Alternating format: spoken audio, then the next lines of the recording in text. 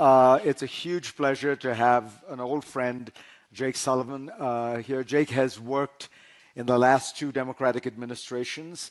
He was President Biden's national security advisor. I think within the world of sort of, international relations, policy wonks, Jake is regarded as, I would say the prodigy who then became the superstar. Hillary Clinton once called him a once-in-a-generation talent, and I think that's basically right. And I think anyone who has worked with him has left with a feeling of really having been having been a privilege to work with him. You'll see in a second just how focused and analytic and super smart he is. So, Jake, thank you for being here. Thank you for having me. My brother heard that comment about talent and was like, that's total BS. He's like, I'm in your generation, okay? So, anyway. Well, what was it? Churchill said, "No man is a hero to his valet." Not that you're. I'm going to tell my brother that. Yeah. Yeah, that would add insult to injury to Tom. All right, we're going to start. Jake Sullivan, pleasure to have you. Thanks for having me. What was your reaction to Donald Trump deciding to use American military power in the way he did over the last few days? Well, first, we could see this building up, in part because over the course of 2024, Iran was degraded to its weakest point since the Iranian Revolution in 1979. It had lost its main proxy, Hezbollah. It had lost its main client state, Assad, Syria. It had lost its air defenses. And twice in 2024, it tried to attack Israel directly with missiles. And twice, with the support and direct help of the United States, Israel rendered those attacks totally ineffective. So Iran was basically exposed, which created the possibility, in my view, for one of two outcomes. Either a military strike that Iran couldn't really respond to, or a deal that could lock in Iran for the long term and put a box and a lid on its nuclear program. My main reaction coming out of these strikes is the question that gets asked so often in foreign policy. Okay, then what? And the then what for me is that sitting here today, after American military pilots conducted an operation with skill and effectiveness, we still need a deal. Because Iran still has, it appears, stockpiles of enriched uranium, still has centrifuge capacity, even if the installed centrifuge capacity has been destroyed or damaged or who knows what, and still has know-how, and therefore still has the possibility of reconstituting its program.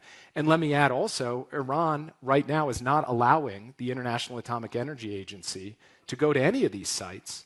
So the verification we had before, or we'd have under a deal, we don't currently have.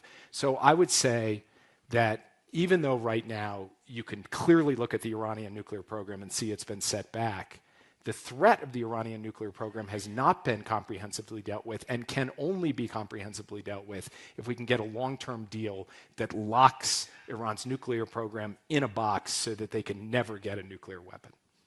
There's a lot to unpack there, so I want to start with what you said.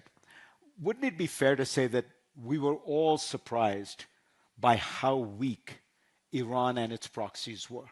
And I mean by all, even the Israelis, I think, were surprised when they first went after Hezbollah. And remember, they went after Hezbollah because their pagers were beginning to get exposed because of a software update. And so they decided, okay, let's go. And Hezbollah collapses. And then they strike Iran, and Iran has, as you said, barely any ability to strike back. They go after Syria, and the Syrian regime collapses for many reasons. It feels like this was this something that all of us didn't realize just how weak and dysfunctional this axis of resistance that Iran had built up was. You know, one thing that I've reflected on over the course of my 4 years as National Security Advisor is there's been more than one instance where I think we've overestimated the military capacity of our adversaries. Soviet Union, Saddam Hussein. Russia, just before Ukraine, right? We thought Kyiv had fallen a week because of the Russian military juggernaut, and Russia was exposed as having basically a corrupt and ineffectual army And it certainly didn't hurt that you had a very brave Ukrainian army standing athwart them to stop them from taking Kyiv and taking over Ukraine. And yes, I think the view from across the professional class of national security decision makers, including intelligence and uniformed military professionals, was that Iran and its proxies had more juice than it turns out that they had. But it was pretty apparent by October of last year, when Hezbollah essentially had to sue for peace with Israel, and when Iran didn't even respond to Israel striking and taking out its air defenses and proclaiming that to the world, that Iran was in a very weakened state. And in fact, you wrote a column a few weeks after that, late last year or early this year, basically saying, hey, look at America's adversaries, including Iran. They are in a very weakened state. So I'm less surprised in the short term, just of what happened over the last 2 weeks. But over the stretch of it, it definitely is a different level of capacity than we had factored in when we were making our decisions over the course of multiple administrations, including, frankly, the Trump administration the first time around. Talk to me about Bibi Netanyahu. This is a guy you dealt with personally, constantly. It feels to me like people used to always say, he's very canny, very wily, but he's cautious. He doesn't take crazy risks. The reporting I have is that the IDF initially wanted to go north to Hezbollah after the October 7th attacks. Bibi was cautious. What do you think happened? Because he has really, he took a very big gamble here, that he was going to go after all these forces and that they were all going to collapse. What changed his calculus, you think? I think he looked at the picture of what unfolded last year over 2024. Hezbollah could no longer effectively threaten Israeli cities. Iran was reeling from the loss of Assad. And then when Iran tried to throw its best punches at Israel, with critical aid, direct military support from the United States, basically defeated those attacks. And then Israel was able to reach out and touch Iran quite effectively. So I think he looked at all of that. And then I think there was a second factor, which is that over the course of several years, the military and intelligence enterprise in Israel has been less enthusiastic about the military option than some of the political types. That changed last year. So there was a chorus of voices from across his national security establishment saying, this is something we can do and we should do. And that was true from the IDF, it was true from the Mossad, it was true from others, and I think that had an impact on him as well. But one thing I will say is Israel has shown time and time again under Prime Minister Netanyahu, they can conduct military operations with effectiveness, indeed with panache, as they have done in Lebanon and in Iran. But they also sometimes have difficulty connecting those military actions to a clear strategic endgame that is sustainable. And I am worried in the Iran case, as I am gravely alarmed in the Gaza case, that they are not aiming towards a clear and sustainable endgame. And I think that's why U.S. policy has to be clear-eyed. We've seen what's happened over the last 12 days. Now we need to turn to getting a diplomatic solution that can sustain for the long term. And Israel may not want to go along with that, but I think President Trump would be right to press for that. So let me ask you very simply, on the basis of having looked at this intelligence very carefully over the last 4 years, could Iran build nuclear weapons on a relatively fast timeline underground over the next year? So I'm going to start with the caveat, because any good intelligence person will always start with the caveat. And my caveat is that we still need to get the full battle damage assessment of what happened. And we need it to be unfiltered from political interference. We just need the straight dope from the American intelligence community and, frankly, from the Israeli intelligence community.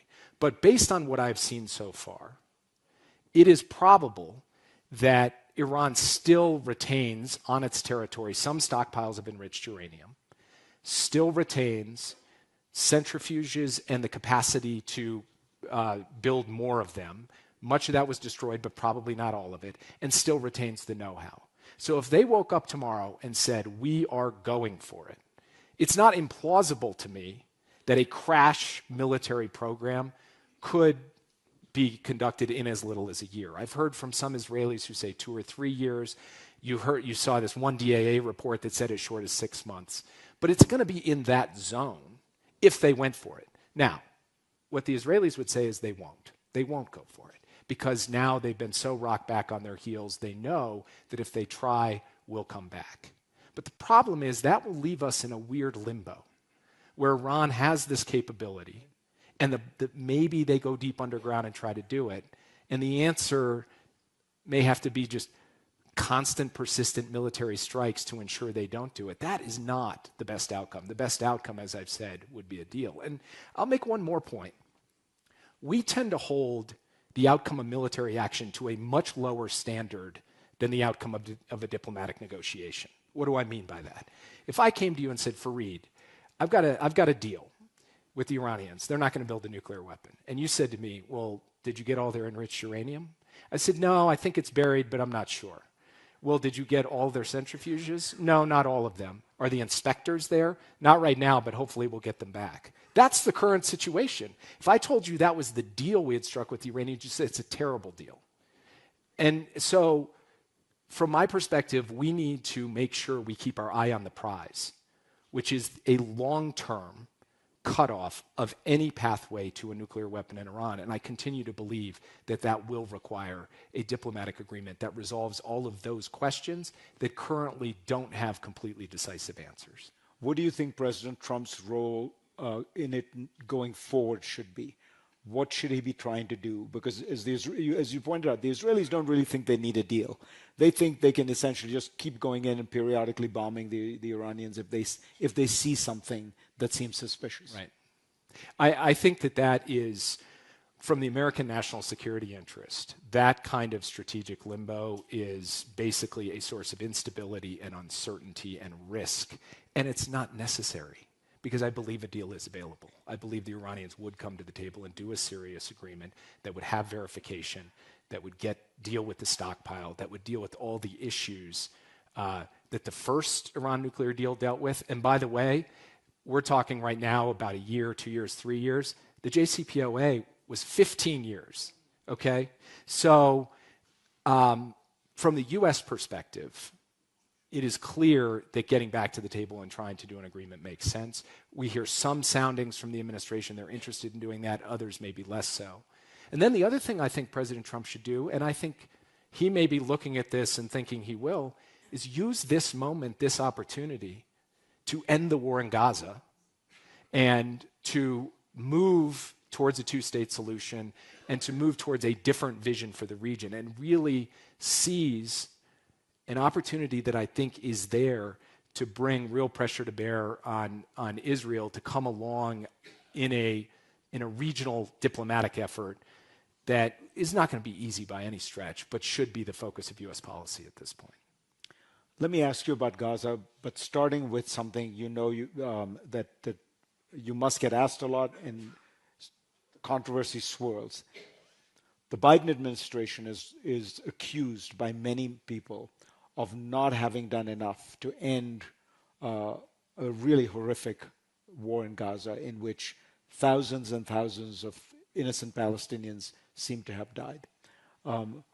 What is your answer to that criticism?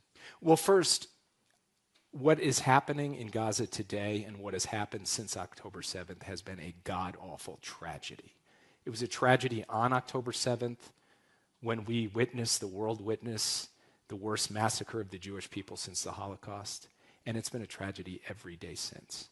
A tragedy of innocent people in Gaza, innocent Palestinians being killed, a tragedy of people being denied basic food and medicine, a tragedy of hostages being held and their families not knowing whether they're going to ever see them again. And that's, if you work on these issues, as a human being, as someone who has a beating heart, you have to feel the weight of that. And I felt the weight of that every day in office. I feel and carry the weight of that still. And I ask the question, what else, what more could we have done? And I'm open to a robust and good faith debate with people who have different views. One of the main arguments people made was you should cut off weapons to Israel, we did stop sending them 2,000-pound bombs, which we regarded as especially destructive of civilians without being proportional in terms of their military targets.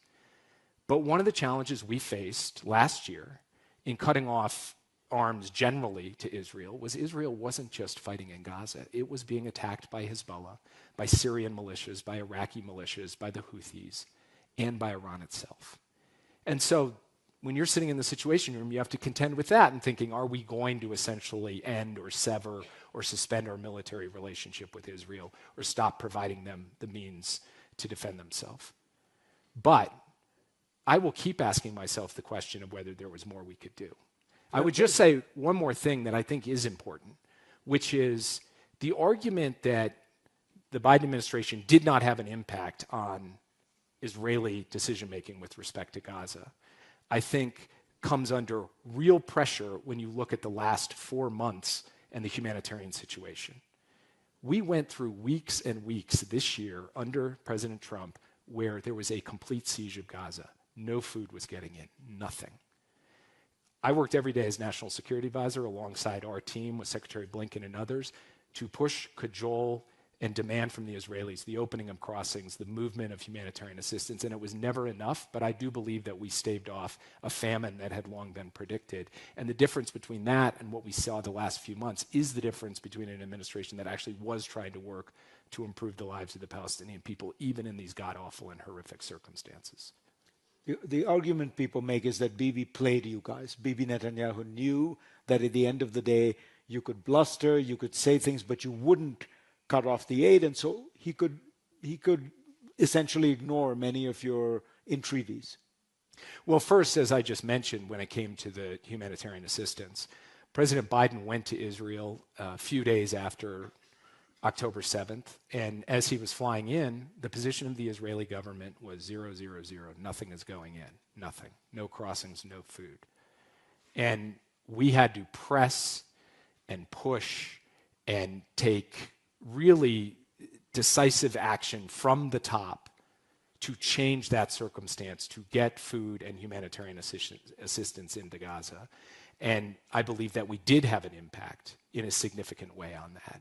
So he could not fully ignore the United States. But as I said earlier, the United States was in a challenging position when it came to the question of how do you apply leverage with respect to a friend who is under attack from multiple directions all at once. That's a tough circumstance. And that is what we contended with. And those who say, well, you should have just gone ahead and done it. I understand that argument. My personal view is that it is a very challenging thing to walk away from a friend in that to that significant a dimension when they are facing this level of attack from this many different directions. When you talk about the Israeli demand of 0, 0, 0, or you point out that right now there were several weeks where essentially nothing got in, what do you think is going on? What is it? What is? I think we all have underestimated the degree to which October 7th really changed the Israeli psyche. Do you think there is a desire for almost a kind of collective revenge on the people of Gaza? Look, I think Israeli society is complex. Obviously, it's a raucous democracy with a lot of views, and I'm sure there are people in Israel. In fact, there are leaders in Israel who have voiced that view. And it's odious, and it's totally criminal, that view that just says collective punishment, we can do these things. But the main line, I believe, of Israeli policy from the beginning was so focused on we just can't have Hamas gain anything from this, gain money from it, or get the supplies to keep running their war against us, that they let that operational decision kind of cloud their judgment about aid getting to innocent people. Let me ask you about another theater which you were deeply involved in, Russia-Ukraine. Does it look to you like the Russians have been gaining ground over the last few months in Ukraine? They have been gaining ground very incrementally at unbelievable cost. But they have been chipping away at that front line in the east, day by day, hour by hour, week by week, and President Putin seems determined to try to continue to do that. Now, the Ukrainians have been brilliant in figuring out how to adapt their defenses to really slow that Russian advance to an absolute grind, and a costly grind at that. And they've done so with this combination of just sheer grit and technical brilliance. This drone program that they have developed, which has, to a significant extent, replaced artillery as the main mode of defense on the battlefield. And I'm very proud that the United States, frankly, that the National Security Council, my team, worked from the early days to help invest in and build up the Ukrainian drone program so that it would be in a position to be resourced and to be able to deliver this kind of impact on the battlefield. But President Putin's sitting there right now and saying, I don't really have an American president who's fully supporting the Ukrainians. I don't have an American president who's turning up the heat on me economically. And I'm prepared to continue to pay this cost in lives because I don't care about how many Russians die. So he seems determined to continue this war. And I think the right answer for the United States is to surge more support to the Ukrainians and to dial up the pressure on the Russians. And that if we did that, it would send a powerful signal to Putin that time is ultimately not on his side. And that could get a better deal at the negotiating table that could lead to a just and sustainable peace. That is what I believe President Trump should do. And he sometimes walks up to that line. In fact, just as recently as this week, he spoke about Putin as being the challenge, the problem. And he never quite puts his money where his mouth is when it comes to Vladimir Putin. I don't know why that is, but I think now he should. And he should come in behind the Ukrainians in a big way, and the Europeans would be right there alongside him. One of your predecessors,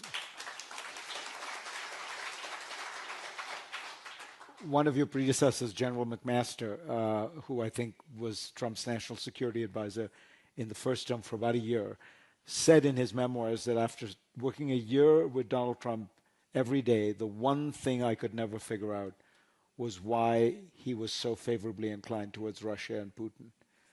Do you have a theory? I actually don't have a theory, and I know it's kind of a lame answer, but yeah, someone said yeah, but what is demonstrably, manifestly true is that President Trump is prepared to stick it to friends. He's prepared to stick it to foes.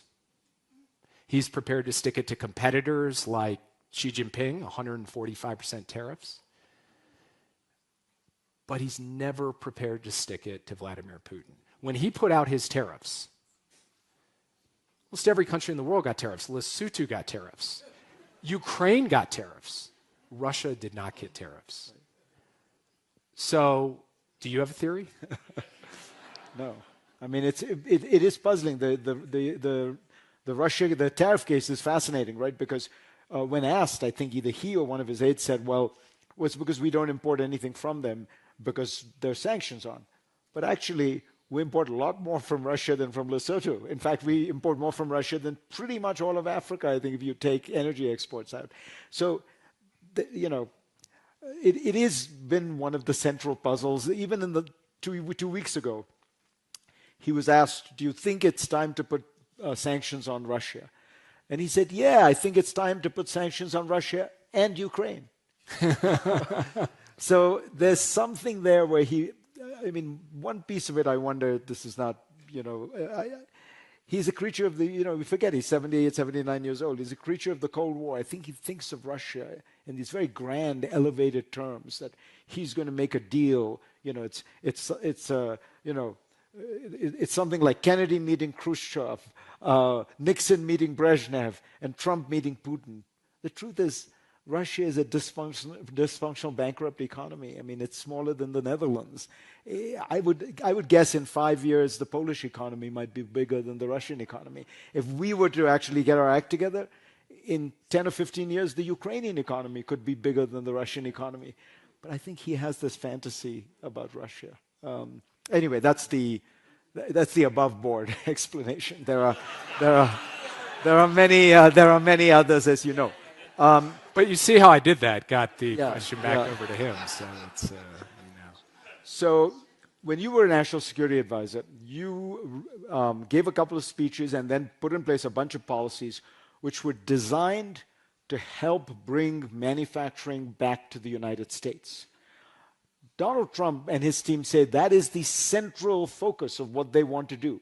And they've put in place a whole bunch of policies, very different from yours, and largely rolled back a lot of your policies. Do you think they're doing the right thing?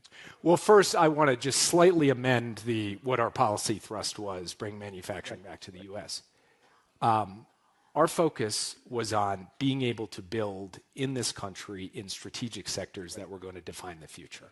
Chips, clean energy, battery technology, critical ingredients for biotechnology.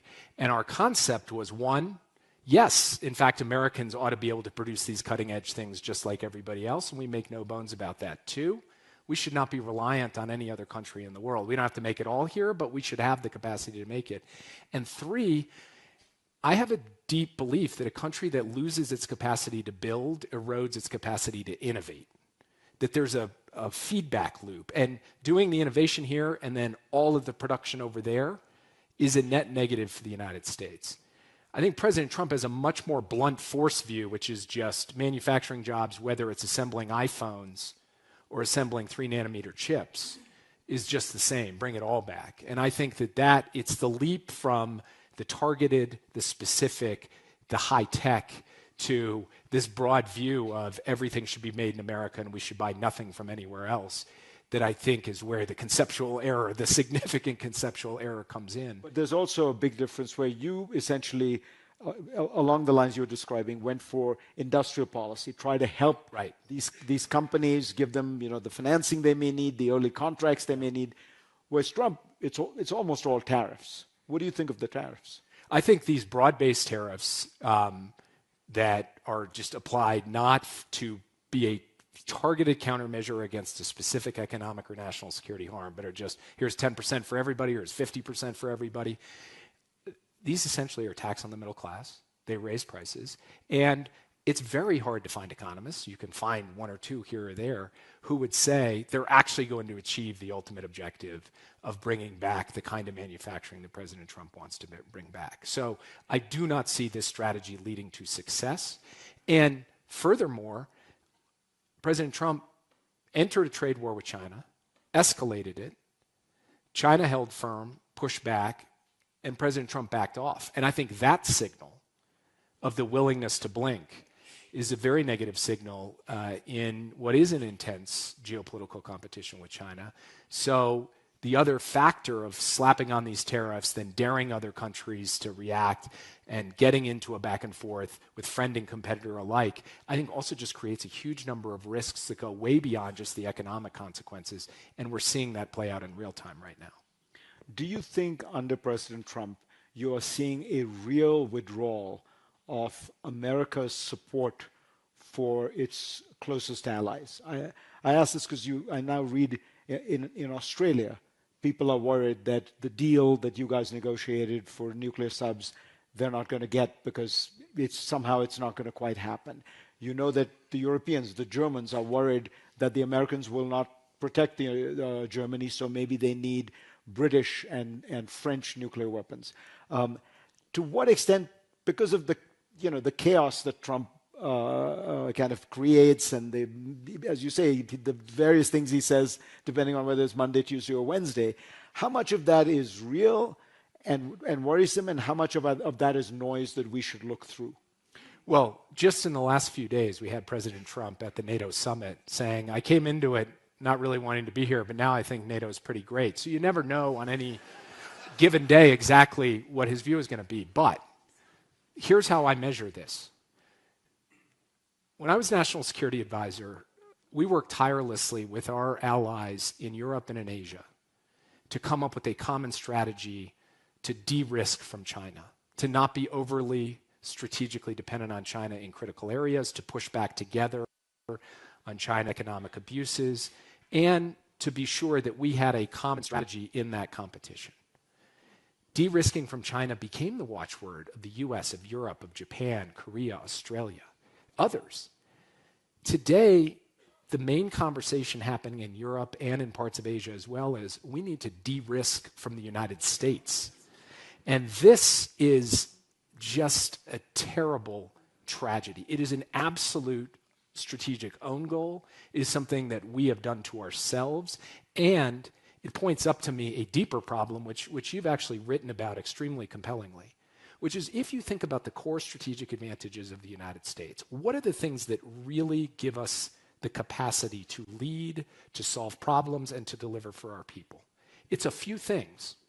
It's the ability to attract talent from around the world. Lee Kuan Yew famously said, China can count on 1 billion people, the United States can count on the talents of 7 billion people, because we can get the best and the brightest from everywhere. It is a unique innovation ecosystem that's a three-legged stool of government-funded basic research, higher education, and the private sector, and he's kicking out 2 legs of that stool. It is confidence in our capital markets, in our dollar, and he's throwing up questions about that. It's our alliances, which Russia and China would kill for, and the Chinese are looking at how we're playing our alliances and saying, hey, you're doing our work for us. And then, of course, underneath it all is the basic bedrock of rule of law in our Constitution. So we could talk about Iran policy or China policy or Russia policy or anything else, but at the end of the day, my real concern with where we are going is the way in which America's core advantages are being eroded by choice. And I think that we will end up paying the price for this if we don't do something to reverse course very fast. And that's the clarion call I think that we all need to make on behalf of this country that we all love, that we need to stand by these fundamental attributes because they are what truly make us great.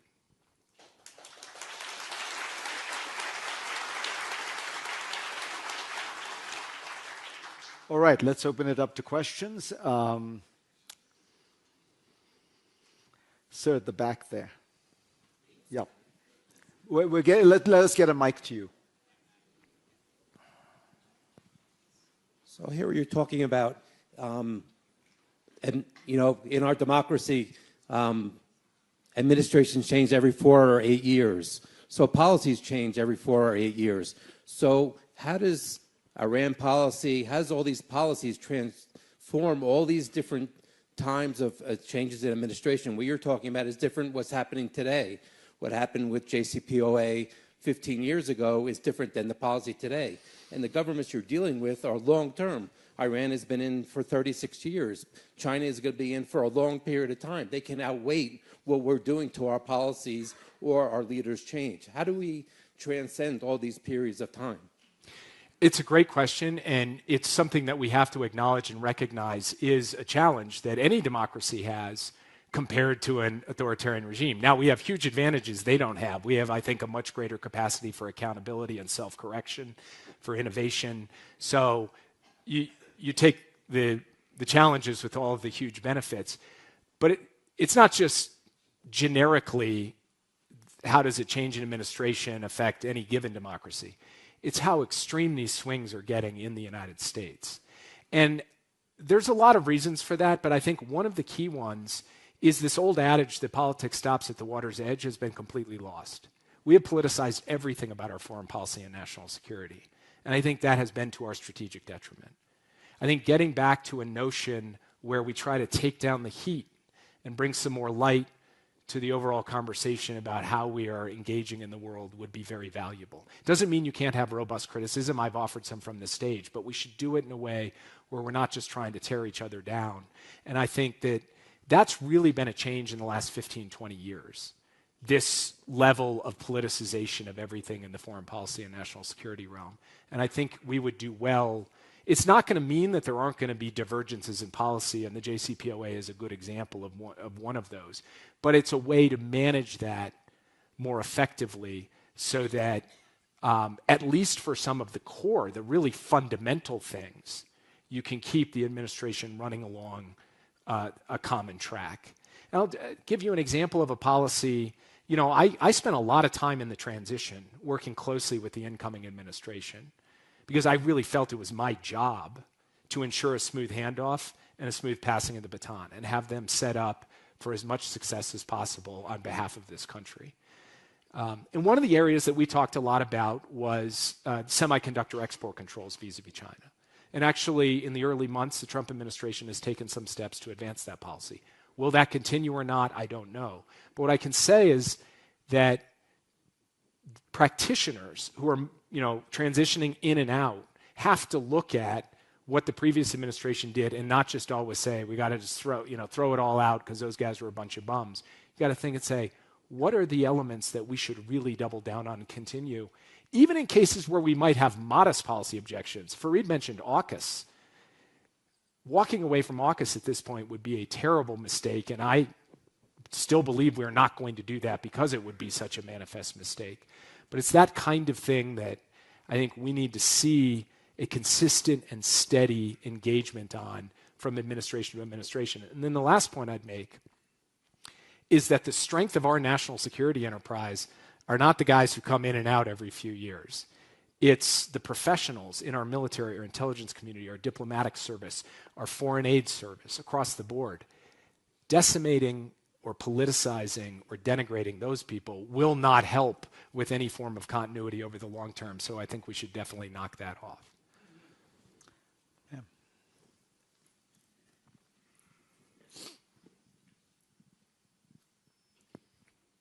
I'm curious your thoughts about this administration's two forms of approaches to the world. The isolationist view that the vice president perhaps represents, and the fact that the Trump administration actually took action against Iran. So did you see one win out over the other, or do you see that there will be more battles between those two sides? I do think it's interesting that within the right, and it's true on the left as well, that there is a real divide over America's role in the world, especially when it comes to military action. And we saw that play out in living color in the Tucker Carlson, Ted Cruz back and forth, which really kind of typified how there is an element of the MAGA movement that is deeply against any form of military action. But I actually don't like quoting myself, but I'm about to anyway, I guess. Wrote a piece back in 2019 in The Atlantic where the case I was making is Trump has never been an isolationist. He is an aggressive unilateralist. He believes in acting in the world. He just believes in acting alone, not through multilateral institutions, not through alliances. And I believe that actually the Iran case is an example of that. Now, the one thing that was definitely true of the first Trump administration, was true of the Trump campaign, and was true of the early months of this administration, was that he always said, I don't want to get involved in any military conflicts. I'll be an aggressive unilateralist on tariffs or other forms of pressure and coercion. I'll attack terrorists like Baghdadi, but directly engaging in a state-to-state military conflict, that was something he didn't do in the first term, initiate. And he indicated in the first few months when he was doing the Iran negotiations, he didn't want to do it now. Something flipped there. I think what flipped is basically the Israelis were having great success, and President Trump said, I'd like to be a part of that.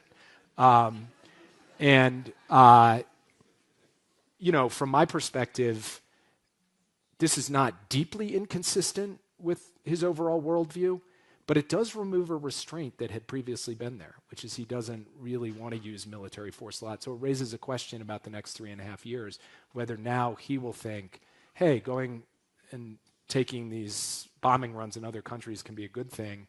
And that's something we're going to have to watch out for.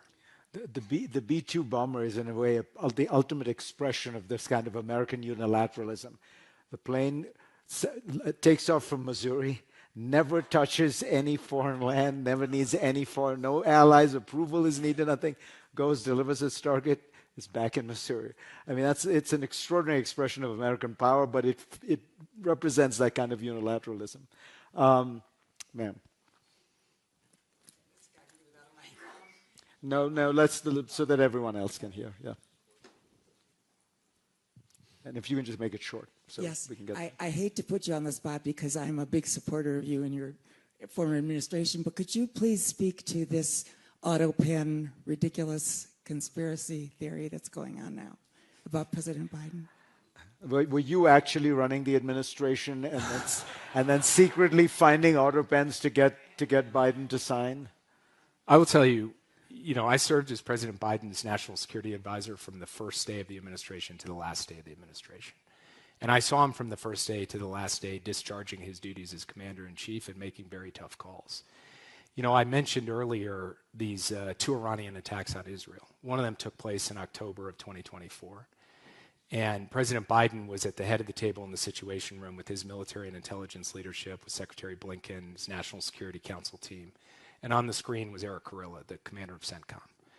And President Biden was directing and basically giving out the direction for the United States to enter that defense of Israel and have American ships and American planes and American guys on the ground with the THAAD missile system shooting down Iranian projectiles. And I use that just as an example, so I'm not just saying some generic words. That's what I saw, and I saw it when he was making decisions on everything. And this idea that it was outsourced to an autopan and that he wasn't making the calls right down to the last day when he was working to get that ceasefire and hostage deal in place before he walked out the door. That's the president that I dealt with for the 4 years, and I was extremely proud to serve him and extremely proud to serve in this administration. And I think when we passed off the baton to the incoming administration, our alliances were as strong as they had been in a very long time. Our enemies, as we discussed, were weaker. When we came into the administration, all the talk was about what year is China going to surpass the United States. When we left the administration, the conventional wisdom was China may never surpass the United States. When we came into the administration, it was how much is China going to beat us in AI? When we left the administration, it was how far behind is China in AI? Is it just a little behind or further behind? And for the first time since 2001, the United States was not at war.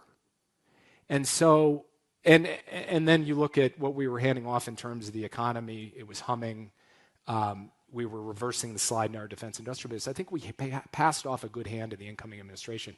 And I worry a lot of that has gotten obscured in this conversation, much of which has gotten very much clouded in political rhetoric. I can't speak to anyone else's experience. I can only speak to my own, and that's my experience. At the back there. Ma'am, yeah. Yes, exactly. Hello.